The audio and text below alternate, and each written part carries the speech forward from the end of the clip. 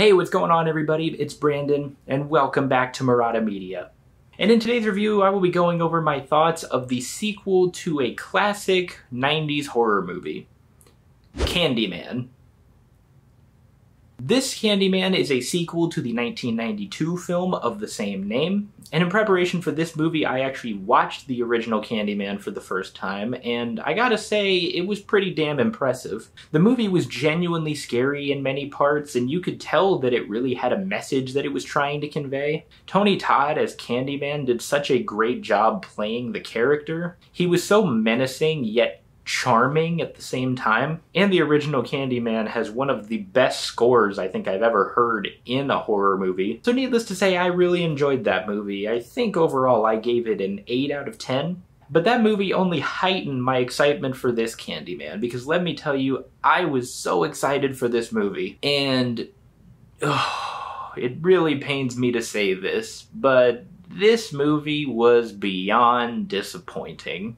And it really hurts me to say things like that, because I absolutely hate when a movie that I was excited for lets me down. I mean, I know it's all subjective, and a lot of other people seem to be enjoying this movie, and that's fine. I just personally did not. I know that's not the movie's fault, it was just my own expectations probably were a little bit too high in this case. But that doesn't change the fact that this movie was very, very disappointing. So the plot of this Candyman takes place about 30 years after the original movie took place, because the original was made in 1992 and this movie came out in 2021, and we are once again followed by characters in the neighborhood of Cabrini Green in Chicago. And more specifically, we follow a young artist named Anthony who becomes oddly obsessed with the story and tries to uncover the truth behind Candyman. And the biggest problem with this Candyman is that it just completely lacks all subtlety that the original had. And just as a warning, I will be using the original Candyman as reference quite a bit, because I feel I can't fully review this movie without referencing the original. So if you get annoyed with my content references, just know that it's going to happen.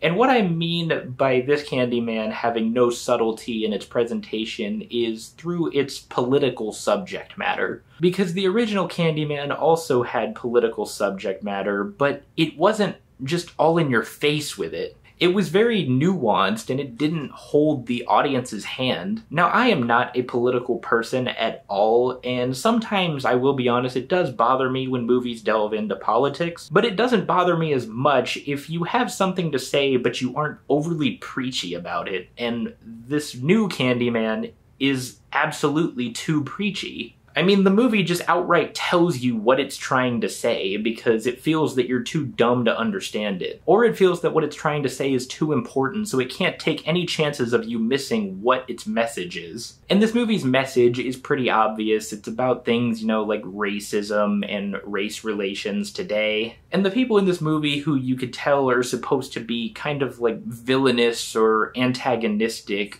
are just complete cartoon characters. And without spoiling anything, there is one scene that involves a cop, and this cop gives a monologue that is one of the most cliched, mustache-twirling supervillain speeches I think I've ever heard. It legit sounds like a monologue that a supervillain gives a superhero when he has them trapped and he begins to tell them their entire plan. It really didn't feel realistic at all. It felt like a cartoon. And another big problem is that this movie just completely butchered the character of Candyman. In the original Candyman, the character is played by Tony Todd, and Tony Todd just absolutely commands the scene whenever he appears. Your eyes are just fixed to him, and you can't stop looking. I mean, a part of that is him being an incredible actor, but he also just has a phenomenal voice. Do I know you? No. No. But you doubted me. I'm sorry, I have to go. No need to leave yet. And when he showed up in the original, like, it was scary. You're like, okay, wow, this guy is really evil, and I should probably try to stay away from him. But in this one, when Candyman shows up, it's just a bunch of jump scares, and you're just like, okay, whatever. Am I supposed to be scared of him? Because I'm not. In fact, most of the characters in this movie were pretty bland and just overall forgettable. But I will give the movie a little bit of credit because it tries to make them interesting by either connecting them to the original movie or giving them some kind of backstory. But the backstories that we get on some of these characters are just completely forgotten. Like, they're just brought up once and then they're never mentioned again, so you just question what the point of even showing it was in the first place. For example, there's a scene where we learn a little bit about Anthony's wife, and there's this flashback sequence where you see her dad committed suicide by jumping out of the window of their house. At least that's what it looked like. And this is the only time it's ever brought up. It's never mentioned again. So I don't understand what the point of giving this character a backstory was if you weren't ever going to expand on it. There's also a comic relief character, at least that's how he came off. And this comic relief character was not funny in any way. I don't think I ever laughed once at anything he said. And that's really a shame because one of the writers on this movie was Jordan Peele. And Jordan Peele wrote 2 other movies that had absolutely hilarious comic relief characters. And you could tell he's trying to do the same thing here by mixing good scares with a few laughs. And he pulled it off greatly in Get Out and Us, but in this one, it just completely falls short of the mark. And going back to Candyman himself, there were a few changes made to the character that I didn't quite understand. So in this movie, Candyman is a completely different person. In this one, he is a resident of Cabrini Green who was a friendly old man who gave candy to the neighborhood kids. And one day someone found a razor blade in one of their candies and they blamed him for it. And so the man went into hiding and he hid in the walls of the building he lived in. But, like, seriously, right at the beginning, you hear this sound coming from this gigantic fucking hole in the wall, and this guy just crawls out of it, and he has this handful of candy. And I'm like, why would you think that that person is friendly? Because that's just terrifying. But long story short, the police found this guy, and they actually killed him. And so he became the new Candyman. But what confused me is that the movie mentions that there were several other Candyman in between this one and Tony Todd's. But what I was confused about is how is it determined who becomes the new Candyman?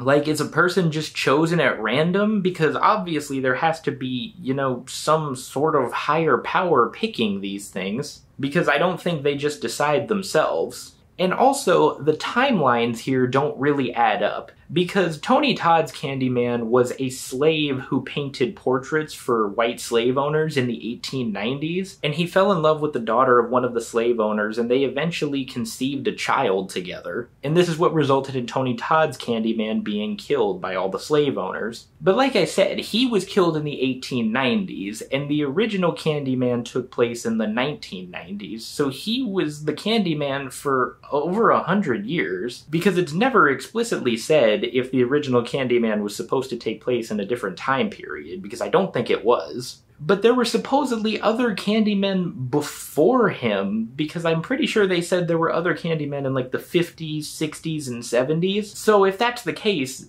how was it determined when Tony Todd's version of Candyman became the Candyman? So did he just like hang around all that time waiting for his turn until 1992 when he became Candyman? I don't know. It doesn't really make any sense. But easily, the biggest issue of this movie is its script.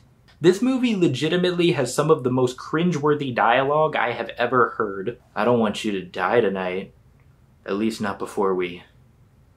fuck. Oh, come on, don't be a pussy. Why? It's warm and beautiful. Like, who wrote that? Who says things like that? It's also guilty of getting sidetracked quite a bit. Like, there's a scene involving a group of high school girls who decide to test the theory of saying Candyman's name 5 times in the mirror to see if it actually works. And spoiler alert, you could probably guess what happens to them. But this scene was absolutely pointless because just like the backstory that was brought up for Anthony's wife, it is never brought up again. So what was the point of having it? And the pacing was so quick as well.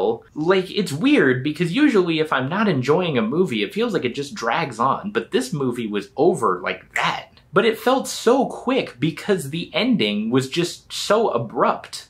It's almost like they really didn't know where to end it, so they were just like, oh, let's end it right there. And that was not a good sign, because the first movie that I thought of when I saw that was The Turning from last year, because that movie had a horrible, abrupt ending as well. But granted, Candyman wasn't nearly as bad as The Turning, because who knows if I'll ever give a 0 out of 10 score to anything ever again. But I didn't quite understand what this movie was going for. They just completely changed everything that made the original so good. Because in the original, Candyman was a representation of the pain that was felt by Cabrini Green. Because that area is a project neighborhood, it's the ghetto. A lot of crime happens there. A lot of people who were born there don't really make it out of there. And that's where Candyman was killed in the 1890s. And then as the years went on, that area eventually became Cabrini Green. And in this movie, Cabrini Green doesn't really serve any sort of purpose at all. It just focuses on the main character of Anthony, but he's not interesting in the slightest. If there is anything that I can compliment this movie on, is that everybody who's in it did a really good job acting. I didn't have a problem with any of the performances. Everyone did a really good job, and I mean that wholeheartedly. The cinematography was also pretty beautiful in parts, and I give the director Nia DaCosta some credit because she clearly has a vision here, and I think she achieved what she was going for, and that's great, but what she was going for just didn't work for me. But hey, I'm one person. If you like this movie, then go off. Good for you. But this version of Candyman thinks that what it is trying to say is so important, and it feels like it really is saying a lot. But in reality, it's not saying anything that we haven't heard before, and even if it was, it's not saying it with any sort of subtlety at all. It's completely in your face with its message because it feels that what it's trying to say is too important for you to miss. And like I said, this movie was written by Jordan Peele, and Jordan Peele wrote 2 horror movies that were absolutely brilliant and subtle in their message. But I think that basically covers everything that I have to say about this movie, and overall, I would give Candyman a 4 out of 10.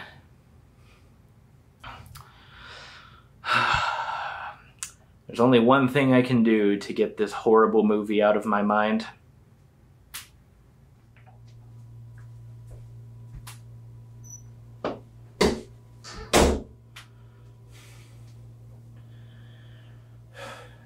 Candyman.